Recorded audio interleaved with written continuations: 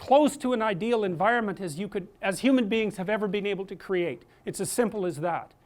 And if you can't be grateful for the structure of the university with all its imperfections, then you're completely blind to this element of the archetype. And that's the opposite of it. That's the son that devours, the king that devours his own son. That's a tyrant. You know, that's like the mother who's too overprotective. It's the male version of that. And the mother that's too overprotective says, I'll never let anything happen to you.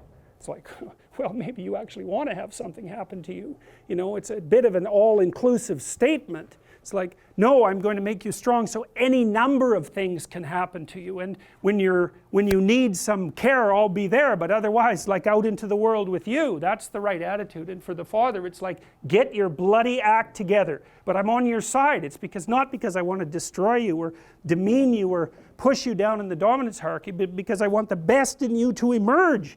And so you need standards. It's like, what are you doing wasting your life? There's way more than that to you. Get your act together and bring it out. And that's a message that people really want to hear if they have any sense at all. And generally they do want to hear it. So, you know, I've been talking to a lot of people recently, as perhaps you know, and I was talking to one of the leaders of the Conservatives this morning, and they're asking me about, the person was asking me about Bill C-16, but more specifically about talking to young people, because the Conservative leadership struggle is going on right now. I've been talking to a bunch of them, and I said, well look, one of the things you could do for young people that no one's doing is to talk to them about responsibility. Because everyone talks to young people about rights. It's like, we need our rights. It's like, oh God, how many rights do you need? You know, really, like you have more privileges than any people who've ever lived anywhere.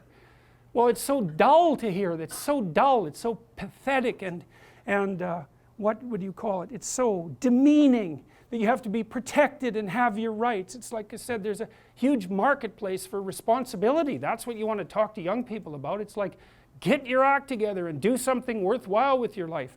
For the first time in my entire adult life, the Conservatives actually have something to sell young people, right? They could sell them responsibility. It's like, well, why? Because that's where life has meaning with responsibility. The more responsibility you take on, the more meaning your life has. And the higher degree of responsibility that you agree voluntarily to try to bear, the richer your life will be. And no one's ever told that, and it's the case. You know, it's like you have 4 kids, say. Well, that's plenty of responsibility. You're going to have meaning. It's going to be rough, you know, because it's complicated.